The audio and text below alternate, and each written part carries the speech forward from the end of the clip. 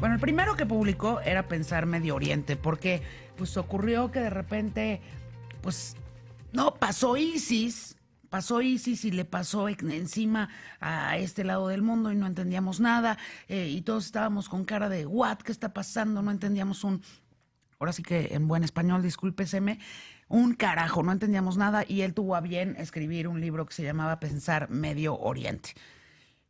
Y después se siguió y escribió Pensar México. Y fueron dos entregas gloriosas, porque en efecto tocaron fibras así y rincones en los que hace mucho nadie ponía la luz, ¿no? Y ahora Marwan Sotoantaki dice él, cierra esta trilogía con Pensar Occidente, que a mi juicio quizá, pues no es que los otros dos no lo fueran, pero hoy por hoy es el más urgente de todos. Marwan, ¿cómo estás? Querida Yuriria, buena noche. Bienvenido. Muchas gracias. Vaya, no que Pensar México no sea necesario, igual también no deja de ser y seguir siendo urgente que lo pensemos todos los días y que no estemos en un sopor y con lugares comunes sobre nosotros mismos, Justo ¿no? un poco a partir de eso venía, a ver, desde Pensar Medio Oriente, ¿qué es lo que ya pasó? Un poco como contabas hace un rato. Después del inicio de la guerra civil siria, cuando todo el mundo empezó a hablar de Medio Oriente, que se había dejado de hablar un par de décadas con ese tipo de tono.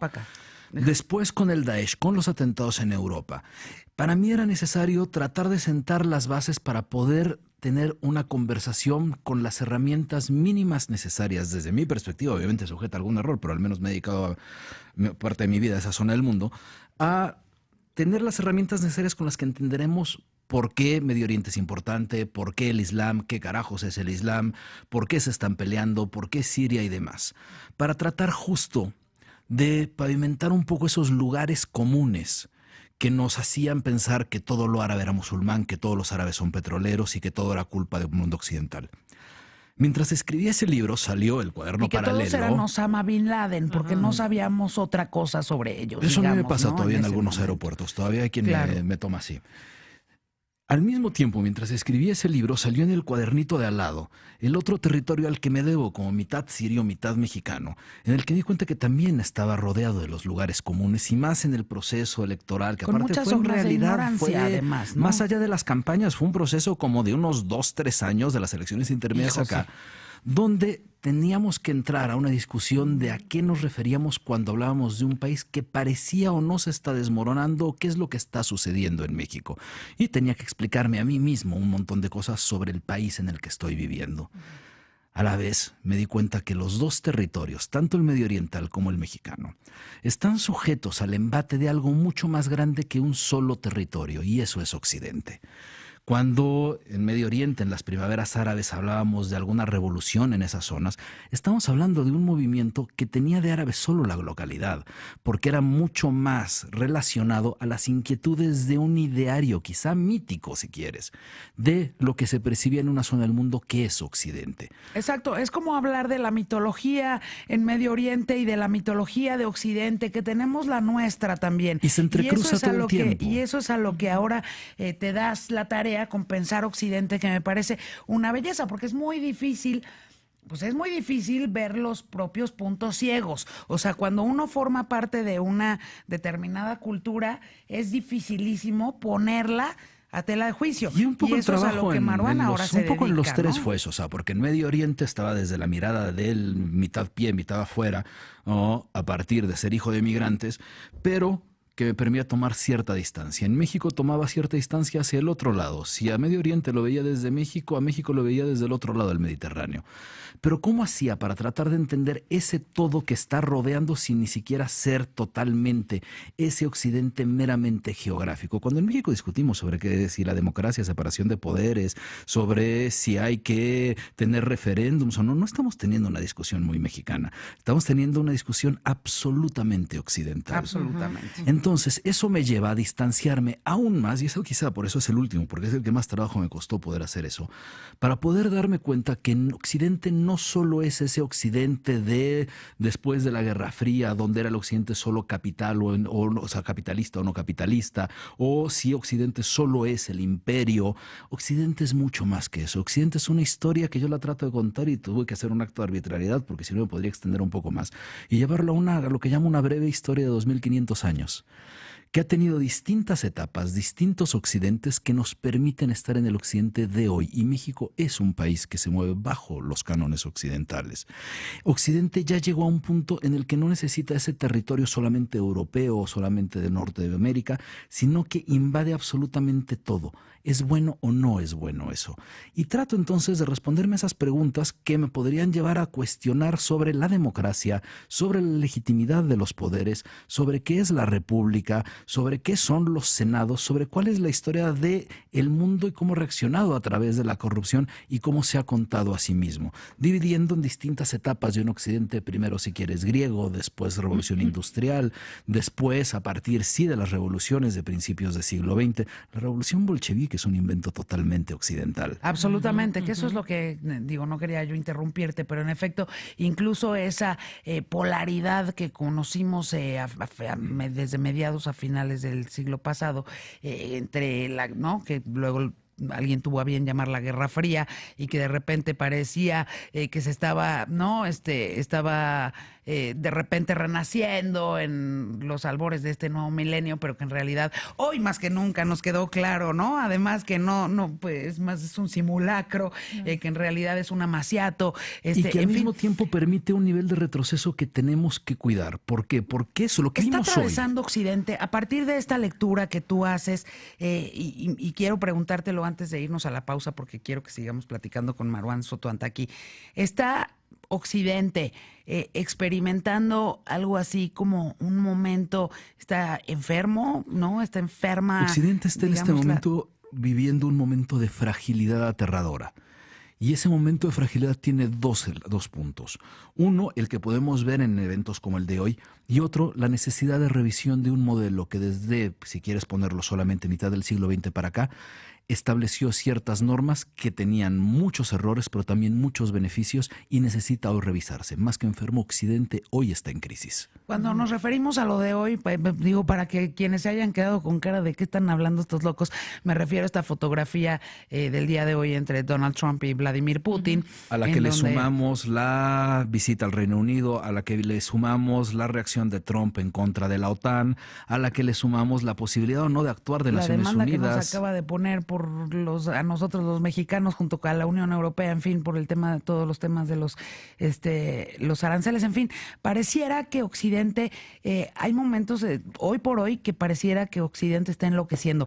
Pero vamos a la pausa, platicando con Marwan Soto Antaki de su más reciente y último libro en esta trilogía de pensar. Yo le digo que no deje de pensar nunca, y que siga pensando y que siga publicando todos sus pensares. O sea, no se puede acabar con Pensar Occidente. Los Pensares fue un proyecto que en realidad duró alrededor de 4 años. 4 años que sí hubo un par de novelas en medio, pero 4 años de 3 ensayos a la semana. Fue la locura, ¿no? Vendrá nueva novela para finales de año para la Feria de Guadalajara, mientras se le pondrá un poco una pausa a esto. Y justo platicábamos ahora fuera del aire, ¿no, Javi? Estábamos platicando sobre qué es lo que estaba pasando en este mundo cuando hablábamos de Brexit, de Cataluña o incluso el proceso electoral mexicano con relación a Occidente. Cuando estaba en Medio Oriente, era casi obvio que los acontecimientos como no solo la guerra civil siria, sino los atentados como el del Bataclan y demás, daban un punto de urgencia y pedían la explicación sobre estas cosas de las que se hablaba en todos lados sin necesidad necesariamente que todos estuviéramos dialogando sobre lo mismo. En México también parecía que llegábamos, sobre todo a la mitad del sexenio, a ese momento de urgencia donde era necesario replantearse las cosas que se habían transformado en el lugar común del discurso público mexicano. Podría uno pensar que cuando uno habla de Occidente, Occidente no se enfrenta a ese nivel de urgencia, pero yo estoy convencido que sí, que justo sí. Justo después de la Segunda Guerra Mundial, después del catástrofe de la demencia colectiva más grande que habíamos visto como especie, tuvimos que, como especie, darnos cuenta que teníamos que encontrar las formas de resolver nuestros conflictos desde las vías políticas. Después de la Segunda Guerra Mundial, la humanidad trata de constituir un modelo, llamémoslo civilizatorio, aunque es muy arriesgado hablar de esa palabra, tomar esa palabra, para tratar de solucionar sus diferencias sin llegar a las vías armadas. El resultado de esto no quiere decir que todo sea aséptico, porque también la OTAN podría formar parte de este tipo de proyectos. Era tratar de entablar a partir del diálogo la resolución de los conflictos. De ahí sale desde Naciones Unidas, desde ahí sale después el Acuerdo de París, Claro. la Comunidad Europea y demás. Todas esas instituciones que hoy, por cierto, no voy a decir que parecen frágiles. Son pero frágiles, sí son al frágiles. menos hay algunas cabezas de Estado que se las están pasando por el arco del triunfo, Maruán. Este proyecto que es Como sobre decir, todo me estoy pasando a occidental, Occidente que lo que por el arco del aprovechó, triunfo, ¿no? Occidente para que no sea solo occidental, es si su nivel de penetración en otros territorios, no vamos a pensar que por buenos o malos, no se trata de eso si a alguien le interesa en el libro trato yo de diagnosticarlo un poco, pero sí se logra establecer un proyecto internacional, un proyecto que los franceses le llamaban un proyecto planetario, para tratar de encontrar esta solución a los distintos conflictos que fueron apareciendo unos nuevos conflictos. Y eso permitía no llegar a un lugar, no se trataba de ya lo resolvimos y ya está, ya funciona las Naciones Unidas, todos sabemos que no ha funcionado, pero sí permitía, es un poco como el juego con la democracia, no se trata de la meta sino del camino. Y ese camino que se tenía que perfeccionar conforme iba evolucionando la humanidad, van apareciendo nuevas tecnologías y demás, y conformaciones sociales, en este momento, pleno siglo XXI, sí se está desmoronando. Y los ejemplos de eso no son solamente la salida de Inglaterra de la Comunidad Europea o la probable salida de los siguientes acuerdos de los que se quiera salir el gobierno de Trump, sino lo que estamos viendo es que cualquier posibilidad de solución política nos está regresando un poco a un estado donde Occidente ya se encontraba alrededor de los 30. Ese es el momento de fragilidad, porque también desde esa misma perspectiva se entienden en otros países la democracia, la federación, y yo diría, tú decías afuera del aire, también el Estado-Nación, y el Estado-Nación es un invento producto de, sí, la imaginación, no solo la imaginación de lo que te va a permitir tener un principito o un elefante rosa, sino la imaginación también dentro de los ejercicios políticos, como un instrumento político para hacer algo que sí es también naturaleza de la invención occidental. Oye, justamente... Déjame terminar ese resto más. ¿Cómo no las arreglamos para cuando tienes a distintos individuos que no guardan relación entre sí para que convivan sin hacerse daño?